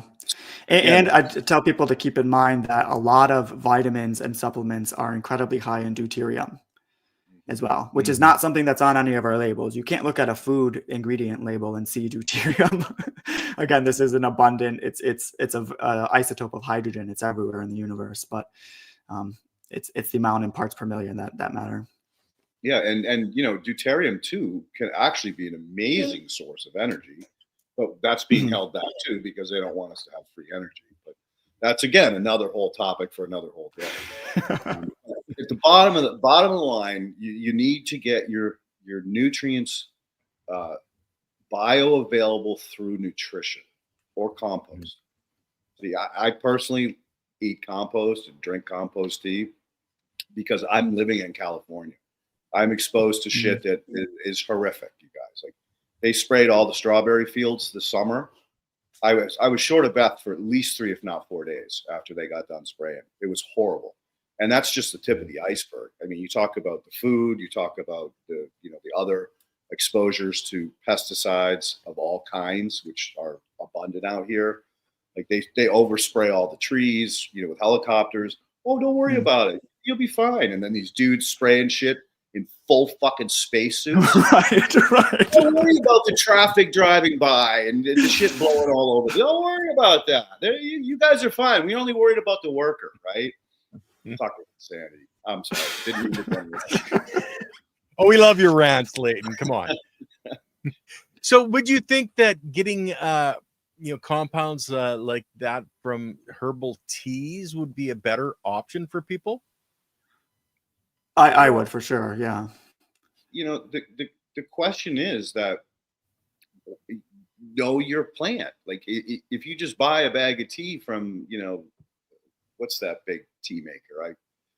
I don't drink a lot of teas, but you gotta have a source. You gotta know your source. So could you get them? Absolutely. But again, you gotta know where it was grown, how it was grown. Otherwise, you're not going to get the benefits that you're looking for. Grow it yourself, but then it's a dissolved organic solid or nutrient as well, which is easier for our cells to grab and use. The whole process is easier. Yep. So Silly Lily wanted to know how would you mitigate that negative charge? I think she's talking about grounding. Yeah, Um, the negative charges from the cell phones, and etc. I believe is what she was talking about. Okay. Oh, okay. Yeah, I guess it can be confusing because when we talk about negative charge, we're talking about electrons, which we need, right? The cell needs to run on net negative charge. But we assign this value to the word negative like it must mean bad. But no, our body needs to run on negative charge, which is ample electrons that we get from grounding and things. In terms of if it's referring to the non-native EMF mitigation, there's keen advice is to follow the 3 Ds: distance, duration, and downtime. So distance means there's something called the inverse square law, so that every time you double yourself, the distance between yourself and the source of the radiation, the effect of that radiation decreases fourfold. So it also is the other way around. So if I'm wearing wearable tech devices or AirPods, that Bluetooth radiation, which I used to wear them, I used to love them, but as soon as I learned this information, I stopped, and I'm wearing wired headphones now. So you want to increase distance, as a big effect. You want to increase downtime. So while you're sleeping, make sure to have your cell phone either off or on airplane mode. Make sure to turn off the Wi-Fi in your house. You can buy a Wi-Fi kill switch with a button to just turn it off, or you can set it to a timer. You want to allow your body that downtime without these alien electromagnetic frequencies causing the stress, so that you can heal at night. And then the third is duration. So you just want to be conscious of your tech use. So for example, I have my phone here. When I want to, right now it's on airplane mode because I'm having this conversation. I don't need my phone to be emitting any sources of radiation, which can include Wi-Fi, Bluetooth, or the cell service. So 3 different sources here. And when I need to use my cell phone, I will use just the source that I need for that specific task. So if I'm at home, I have Wi-Fi enabled calling. I don't need the cell service on. I don't need both sources. I can reduce the amount by just having Wi-Fi, for example. I attribute it to just developing more consciousness of our tech use. These sources of radiation are light. It's just part of the electromagnetic spectrum that we do not have photoreceptors to be able to see. So if we were to walk into a room, we turn on a light switch to be able to see in that room. And then when we're done and we leave that room, we turn off that light switch, right? Well, I want people to start thinking about using their phones the same way. When I am going to specifically use my phone for a task, yes, I can turn on that light switch. But when I'm done and I'm setting it aside or I'm carrying it around, I turn it off. Okay. And she said she actually meant the positive. How do you get rid of the positive charges? Positive charge. So positive charge, a buildup of positive charge in the body is correlated with acidity. A buildup of negative charge is correlated with alkalinity. So acidity means more inflammation as well. So to mitigate buildup of positive charge, it means fill up that negative charge. So things like grounding. Remember, if you touch the earth through a conductive surface like leather-soled shoes or grounded shoes that they sell now, or just your skin, you're instantaneously absorbing all of these electrons, which are going to fill your body and your cells with more of a negative charge. So, Ken, one of the best examples of this is the gentleman who was like on his deathbed, and he heard about grounding, and he pounded a copper rod in the ground outside of his house, ran the wire into his house, and then attached it to his metal bed frame, where he also attached these metal duct tape. It's the duct tape that's actually metal.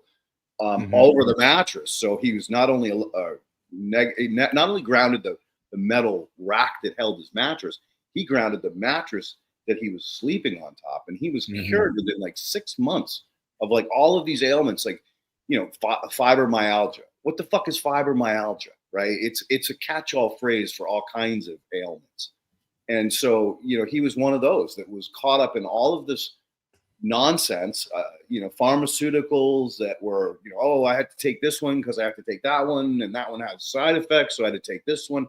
He just went down the rabbit hole of near death, and that's how he came back. Was literally by grounding his mattress, so that when he slept at night, he was getting rid of all of the excess buildup of those positive ions or positive Mhm. bacteria. Mhm. Now, Yeah, since I she's sleep on my grounded wife, bed can I sheets wrap too. her up in this duct tape? Sorry. Say again. I said, since she's my wife, can I wrap her up in this duct tape? She'll be super I'm gonna grounded. get smacked later. I'm not touching that one, my friend. Okay, Perpetual wants to know, is the UV on the opposite far red light you are using on your face? Well, there's definitely no UV here. I have an incandescent light bulb on right now. So ideally, Okay. the sun has gone down a little bit more. Typically, and in other interviews you may have seen, it's just a total red light. So right now, ideally, I would just have pure red LED. But since this started earlier before the sunset here, right now I just have an incandescent light bulb on. And an incandescent is much healthier than our LEDs because an incandescent contains much less blue, which is causes a lot of oxidative stress, and it has a lot more red and infrared. So our LED lights have 0 infrared. The reason for this is that LEDs are seen as more energy efficient because they don't give off any heat. So that's why incandescents have been phased out of the market and LEDs have been pushed. LEDs have this big spike in blue and then 0 infrared. Incandescents, again, have a source of infrared. So this is a much healthier light source for me to be exposed to. Okay. Then ketosis is breakdown products of the muscles, right? My endocrinologist was always pleased to not see ketones in blood work. So we don't have enough information on your specific situation, right? Maybe there was a reason why your endocrinologist didn't want your body to be going into ketosis, or maybe you could be going into like a hyper ketogenic state that would be a negative sign for your specific case. But ketosis essentially means your body has run through all of its stored glucose. And so now it's not running off of glucose and sugars. It needs to switch over to another fuel source, which it produces ketones from fats, essentially. So it's just a different fuel source that your body can switch into. But again, with your specific case, we would need to know more information on why they were looking for that. Okay. And then Mike wants to know, do ceramics or terracotta carry any far red frequencies? So there's something that called bioceramic, and I'm not an expert in this, but they seem to have a lot of interesting effects, especially in like organic gardening and regenerative agriculture. My understanding is that the impact that they have is that, yes, they are emitting infrared, and then that infrared will do things like help structure the water, which can be beneficial to the microbes in the soil. So my understanding is that they are emitting some wavelengths of infrared, and that's where the benefits are coming from. Terracotta, I don't know, but something called bioceramics do this. And again, well, really everything emits infrared, but just the amount. Again, it could partially be due to the paramagnetism of clay, because clay has both positive and negative fields on it, which is one of the reasons why I'm such a big proponent of it in soil. Anyway, that's my 2 cents. Yeah, interesting. Then Dirt Right, what do we know about LED lights and the dangers of using them? How does this affect our cannabis plants with the new trend, and what is our alternative? So light emitting diodes, LEDs, again, they were chosen over incandescent light bulbs because they do not emit heat, and this heat was seen as wasted energy. So we're just throwing our money into heat that's not providing any light. So LEDs are a better choice. But that heat that our incandescents emit, like this light bulb here that I have, that heat is invisible infrared light, and that infrared is very critical for our biology. Again, the sun is 50% infrared. And infrared is much longer wavelengths that are able to penetrate more deeply into the body, where they stimulate cytochrome C oxidase in the mitochondria to be able to produce more metabolic water. So they help the mitochondria work more effectively, which is critical. Like your health depends on the health of your mitochondria. LEDs have removed all sources of infrared because it's heat, seen as energy inefficient. What this means is for them to be bright and clear lights, especially on our TVs, our screens, which are also using LEDs, there's a big spike in blue that's unbalanced by infrared. And in nature, you never have blue without the balance of infrared, because isolated blue can cause a lot of oxidative stress. So for example, isolated blue in excess can break the bond between vitamin A and your photoreceptors in your retina. And when that vitamin A is broken free, this new free form of vitamin A becomes a free radical that then goes around damaging all the photoreceptors in your eyes, causing macular degeneration. So LEDs, excessive exposure to artificial blue light is causing excess eye strain in that way. But artificial blue light in isolated form also cleaves POMC, which is that precursor protein I mentioned earlier in the talk, into ACTH, which raises your cortisol, which will raise your blood sugar levels.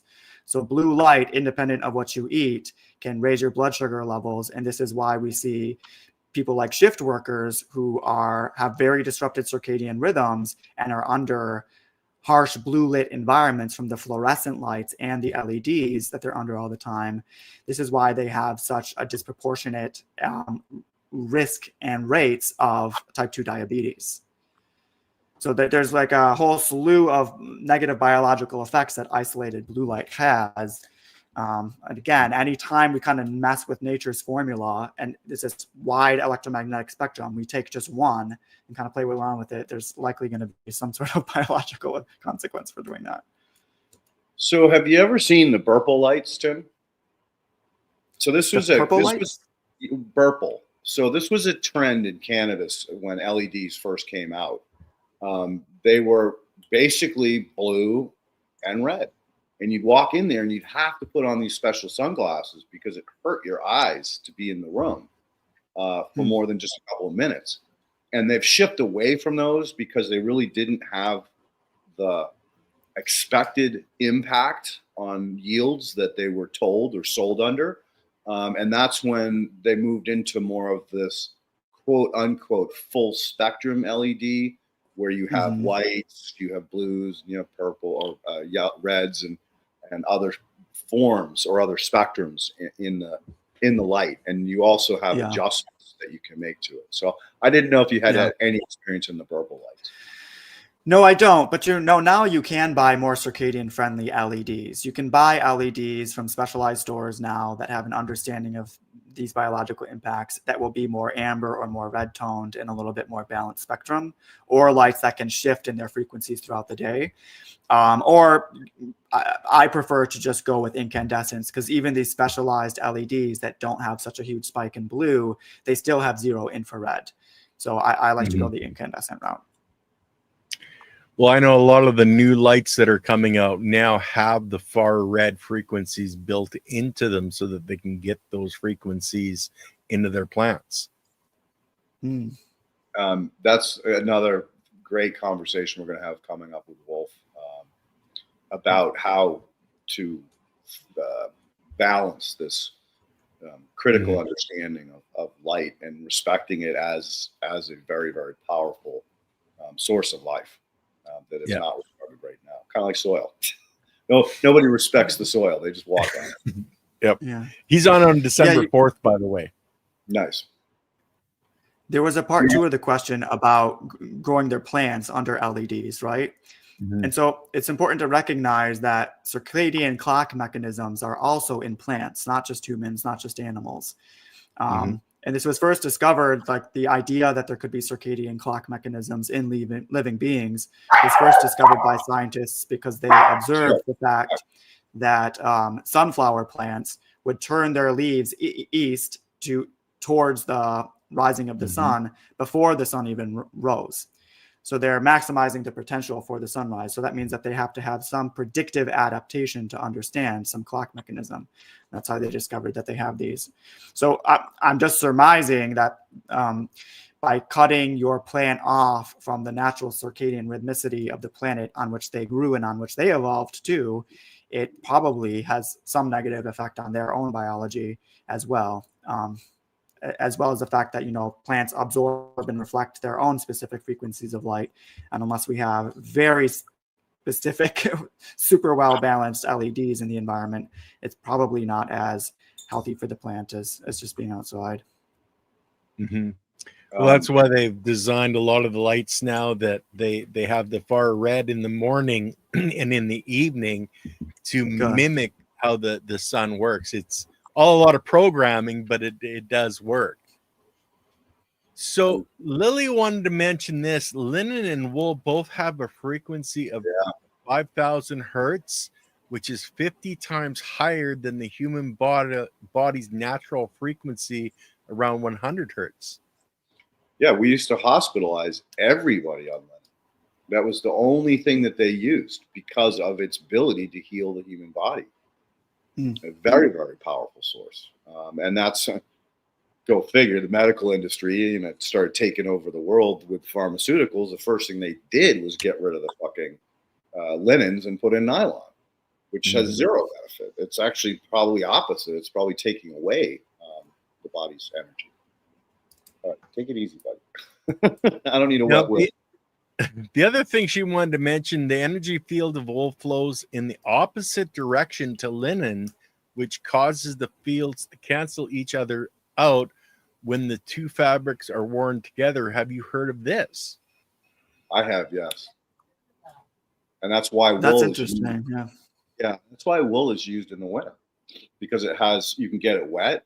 It won't affect its ability to keep you warm.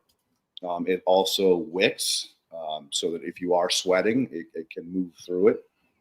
So wool is a fantastic, you know, it was one of the mainstay fabrics, you know, up until we got nylon and down and all these other newer forms of clothing. Don't get me started on fast fashion. That shit's the worst. I mean, no, it's literally poisoning our fucking bodies. Yeah. I mean, you buy clothes nowadays, they disintegrate in a year. Dude, I had pairs of jeans from when I was in fucking high school that never wore out. Now I buy a pair, they're gone in a year. No problem. And I chain a lot to organic acid because I am working with organic acids all the time. So I'll give the fabric industry a little credit there, but not nearly what it should be. Our clothes should be lasting us for years. But, you know, again, it's designed obsolescence. All right. So we don't have any more questions, but that thing came back to the tip of my tongue and it's gone again. Well, I just wanted to make one point on LEDs, because we have the warm light, the daylight, the different frequencies. Do you know if it really makes a difference, whether using the different frequencies has any effect on us? Yeah, so this is the subject of photobiomodulation or red light therapy, for example.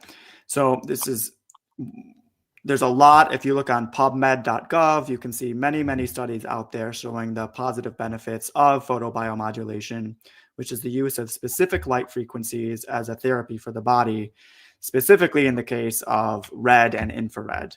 So again, these are these longer wavelengths of light that penetrate into the body, stimulate mitochondria, and also repair DNA, stimulate collagen production, reduce oxidative stress. So red and infrared, because our environments are so deficient in them, because we've removed them as a source of thermal lighting from our indoor environments and we're never outside. So just like we've kind of developed a widespread electron deficiency, we've developed a widespread infrared deficiency. And so this is the reason why photobiomodulation with red light therapy panels can be so beneficial for people, because their bodies are just literally starved of this essential nutrient.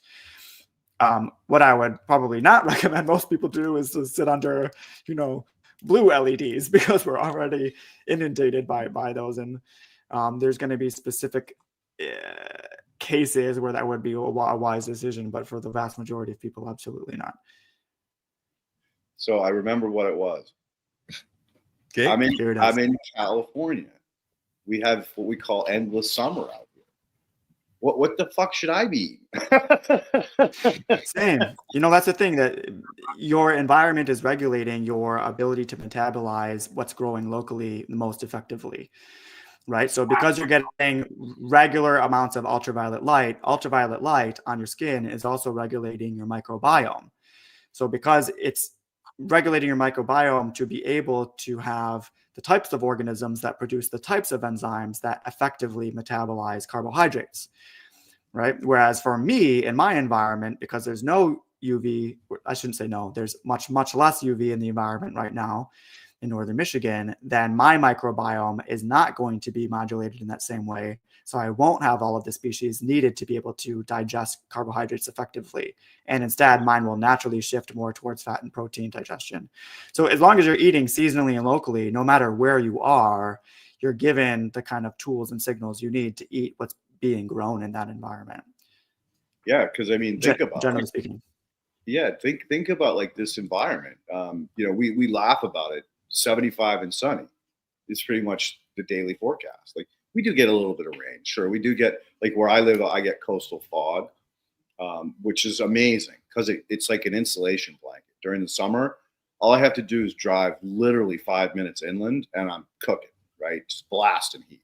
But I come out to the ocean and I'm under that thermal, they call it the marine layer, a thermal blanket. And it's 75 degrees and I'm still getting some light. It's not like it's dark. It's filtered light. So I live in probably the most ideal environment that would allow me to almost eat anything, again, as long as it's local and fresh, right? Like I can eat a friggin' pineapple. Mm-hmm. Yeah, as long as you have the UV environment to be able to do so, because that mitigates, again, the harmful effects of the increased amounts of deuterium that's in a pineapple.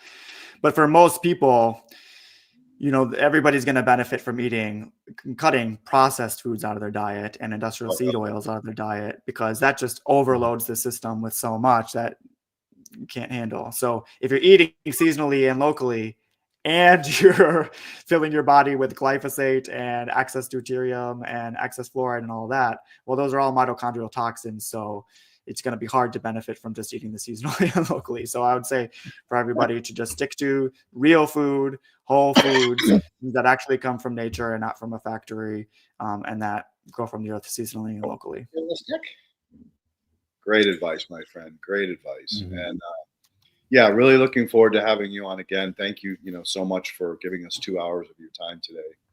Really appreciate it. Yeah, you went down some rabbit holes today, my friend, and a lot more to go down. Sure. Yeah, there always is. Well, I appreciate the opportunity to share some information.